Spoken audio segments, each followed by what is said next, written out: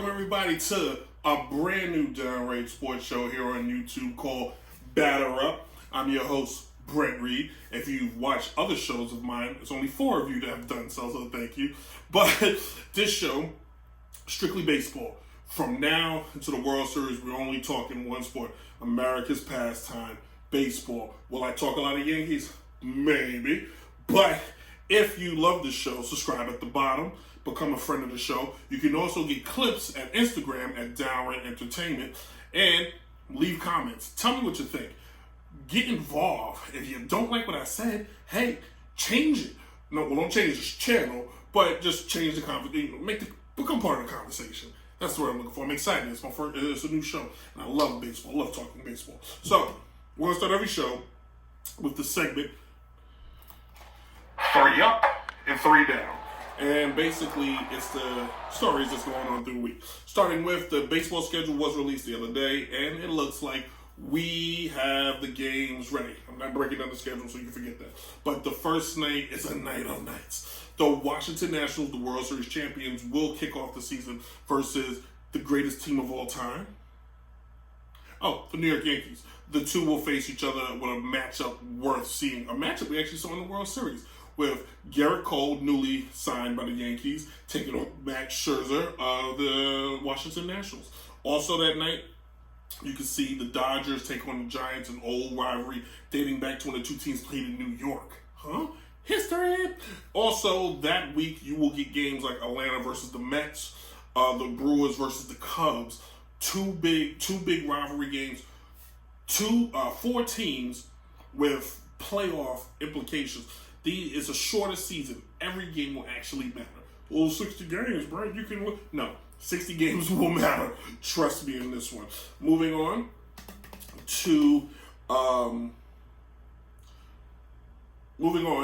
we have corona situations going on in the league.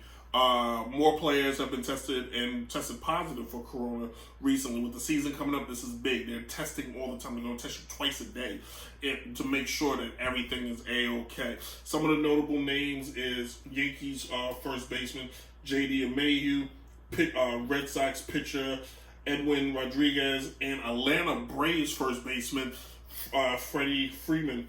These are big guys. These are big names. Rodriguez for the Red Sox last year won like 19 games for them. His ERA was a little high, but he had a very good year, especially when the team had a down year. So they're going to need him. So hopefully he bounces back and he's healthy. What we all want is every player to be healthy.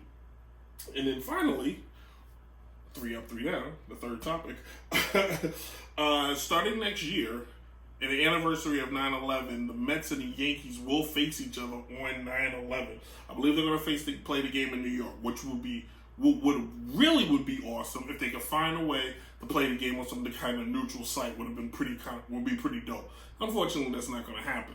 But this is we all remember the Mets and the Yankees played a critical role during 9/11 for all of the world, especially for New York. The Mets was the first team to play in New York after the trade centers went down. You remember Mike the Pizza Man coming up and hitting a home run to give the Mets the league over the Braves.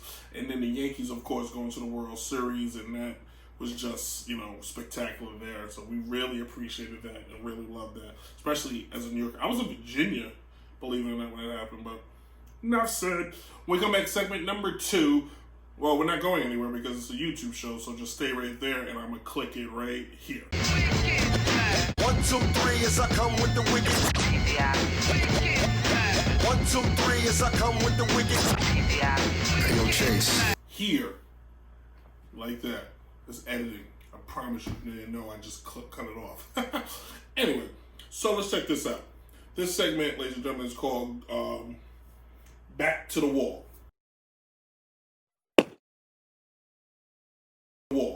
I'm actually changing it next week, but I need it for this week. So let's go back to the wall, shall we? Starting with the state of the game. The state of baseball right now needs to be addressed. Next week is going to be totally different as we talk about the season, but I figure we should kick the show off by talking about where the game is today. And the game is not as strong as some would like you to believe.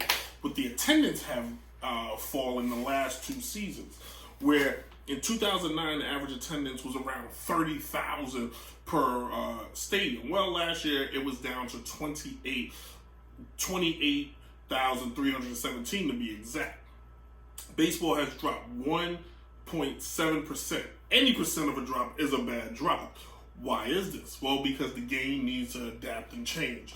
The game needs to become more entertaining. The game needs to address what's out there, the elephant in the room, young kids. And young kids' attention span is like that. So, what do you got to do? Baseball has to get out of this rut, get out of this funk of being the guardians of the game. The days of, hello, Joe, shake my hand, let's borrow a glove, has to end. We need more players that's more swagged out. Baseball needs to adopt a lot of basketball and football mannerisms. They have the faces. You got Mike Trout.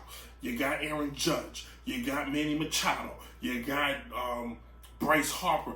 You have the tools. You're just not using them. The game cannot get... Some guys get interviewed and they look like it's the most painful thing you've ever seen. So, perfect example. So let me ask you, how did the game go today? It was fine. My pictures was on. This was a big rivalry game. Were you up for it? Every game is a big game. Exactly. Guys are boring. Nobody cares. People want some excitement. Trash talking. Baseball used to be big in trash talking. When you would have Yankees, Red Sox in the early 70s, they hate each other. The big red machine, everybody wanted to beat them. Baseball needs to start embracing things like social media, TikTok, Snapchat, Instagram, whatever, quicker. Have the game broadcast on these things quicker. Somebody hits a home run, it's on Snapchat. Somebody does a double play, it's on Instagram. But it needs to be real time. It needs to happen like that. Every time a guy hits a dunk, I get an alert from the NBA network because they want you there and paying close attention. The last thing the game really needs is they need some new faces. They need some people of color in the front office, in the manager chairs. The game needs to become global. The game is spoken by many, out of all the other sports outside of basketball and football, the game of baseball is spoken by so many different languages. English, Hispanic, Japanese, Norwegian, Venezuelan, which is Hispanic. But the game is spoken from a different dialect from so many different people. But every time you look in a dugout, you see the same kind of face. So the game needs to start opening up. The game needs to start get more Hispanic managers, get some Japanese managers. It'd be nice actually because you can adapt from the game in Japan. Get Korean managers. I forgot about Korea. It's time for the game of baseball to really go global. And if it does this, it will catch up to the NBA.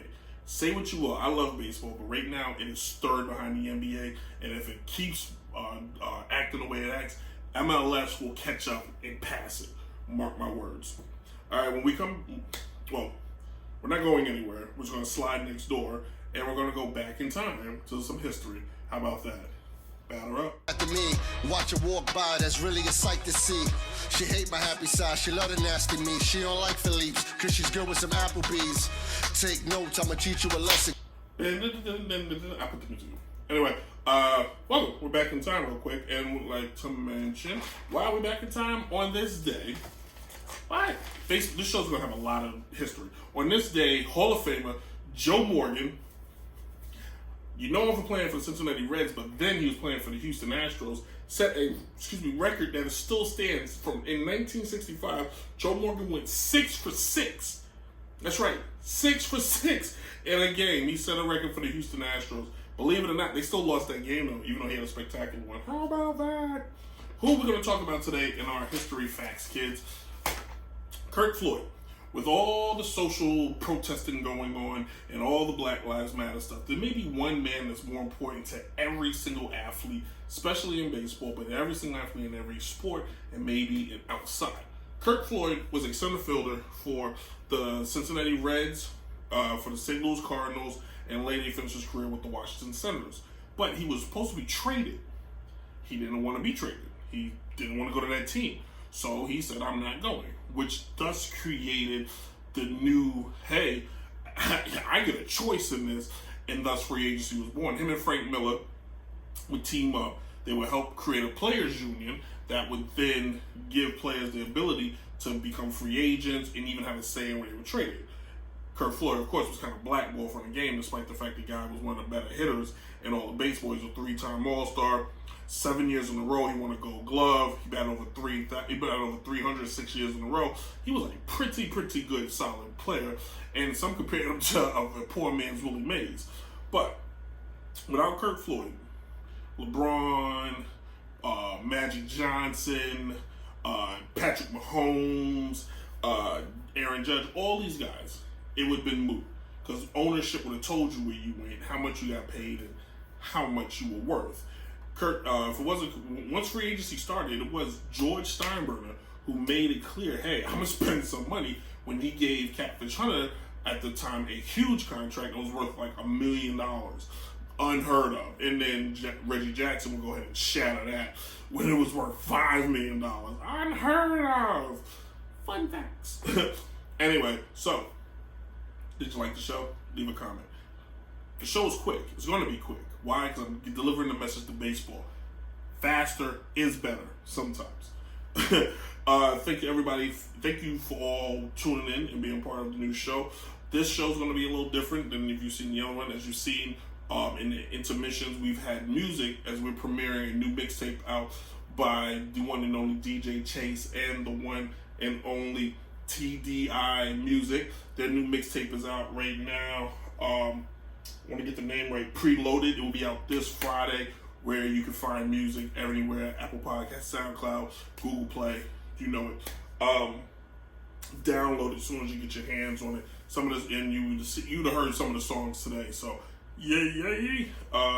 Also, for me, you gotta go hear the podcast. Downright Sports, Apple Podcasts, Google Play, SoundCloud, Spotify, finally, and Anchor. Which has got me like on 7 other platforms. Check a look at, you can follow me on Twitter at BrentReed18, and go to, like I said earlier, go to our Instagram page, and you can get all the clips of the show. If you don't want to watch the whole show, just get the clips of the show. It's not that hard, guys. Thank you all for watching. We'll be back next week, and next week we're going to break down the season. American League, National League, and we get ready for the very first game, which I cannot wait for. I'm getting my hot dogs, I'm getting my beer, I'm getting the popcorn. No popcorn, pretzels. Gotta have pretzels, man. But it's been fun. We'll see you next week. How about that? Yeah, man. Thank y'all for tuning in. TDI Muzik. You're now in the mix with the Worldwide Sounds Records. Every day. DJ Chase, lock it